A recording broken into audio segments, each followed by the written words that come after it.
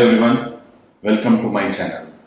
So ரீசெண்டாக நம்ம பார்த்தீங்கன்னா passive income பற்றி பார்த்துட்டு இருக்கோம்.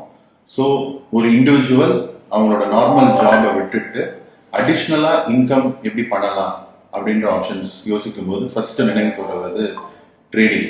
ஸோ ஒருத்தர் ஷேர்ஸ் வாங்கிறதோ அண்ட் ஷேர்ஸை வாங்கி விற்கிறதுனாலையும் ஒரு அடிஷ்னலாக ஒரு இன்கம் பார்க்க முடியும். அண்ட் இந்த வீடியோவில் நம்ம என்ன பார்க்க போறோம்னா லாங் டேர்ம் பேசிஸில் நம்ம வந்து ஷேர்ஸை வாங்கி அது க்ரோ ஆகிறத பார்க்கலாம்.